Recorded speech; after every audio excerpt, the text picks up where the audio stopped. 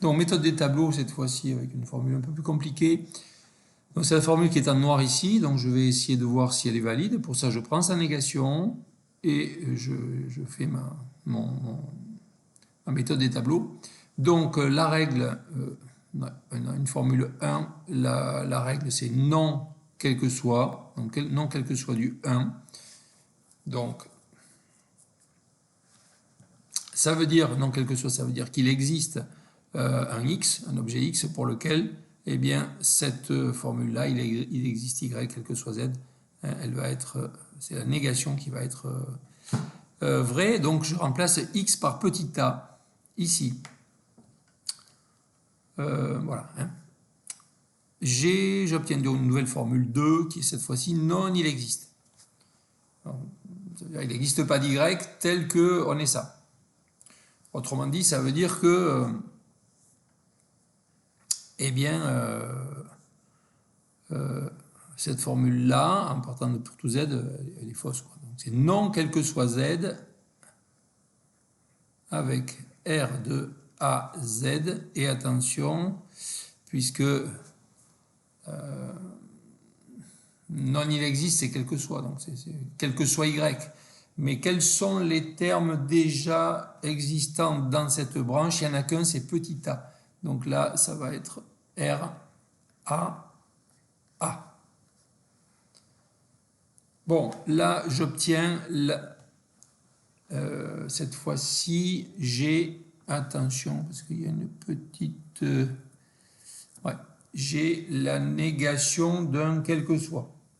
Encore une fois, négation d'un quel que soit, donc c'est un il existe. Donc, il existe un objet. Alors, cet objet, c'est soit un terme déjà rencontré petit a, soit un autre. Donc, je vais être obligé de faire deux. Je vais avoir deux fils. Je vais écarter.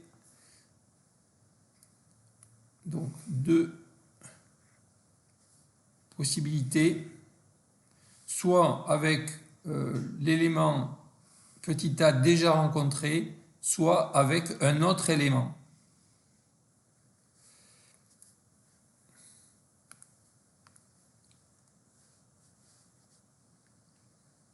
Oui. 3. Donc ici, c'est un non quel que soit. Du 3.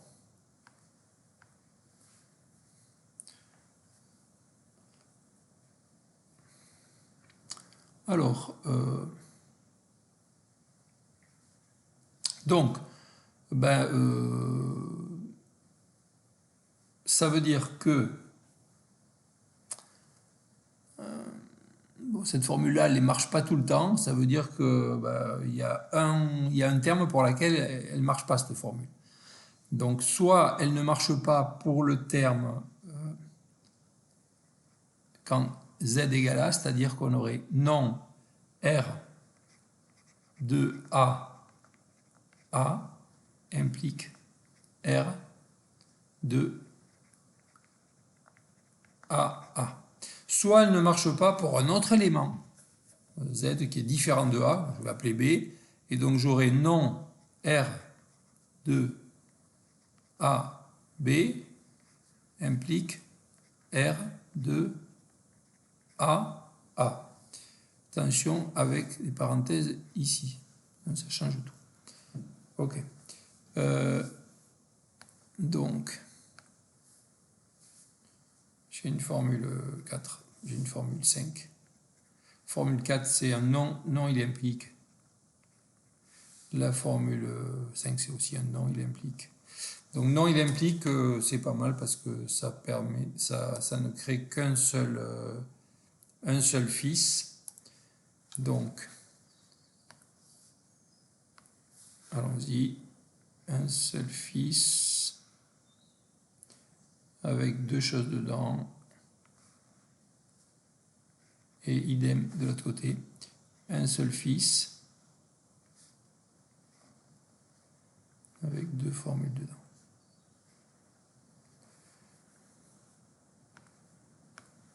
Donc j'aurai, non il implique, donc j'aurai R de A et de A et non R de A et de A. C'est la règle implique. C'est la règle non implique. Donc vous voyez que bon, ben, c'est bon. Hop. Petit bottom et je ferme. Et ici j'aurai R de A et de B et puis non R de A et de A.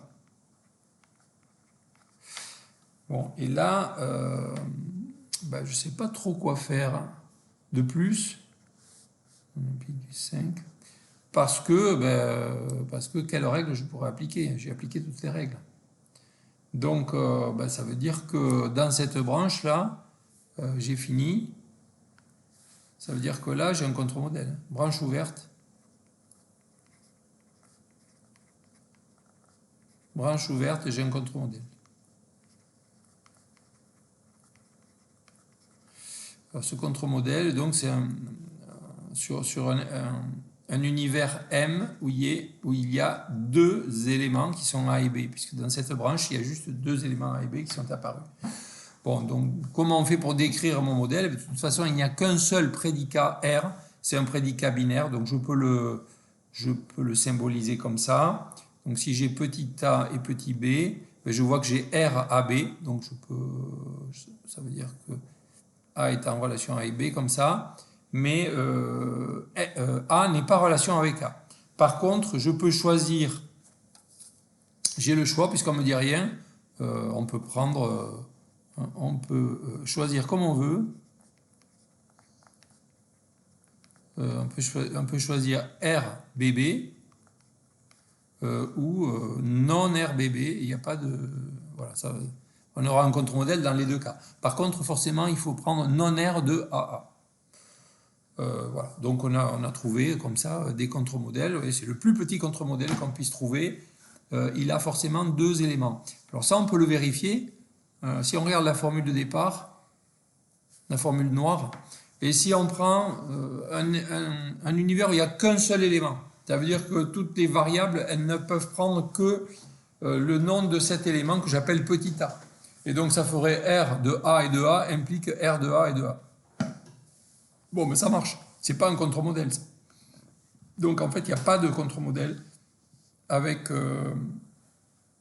un univers avec un seul élément. Le plus petit contre-modèle, ben, c'est celui-là. On ne peut pas faire mieux.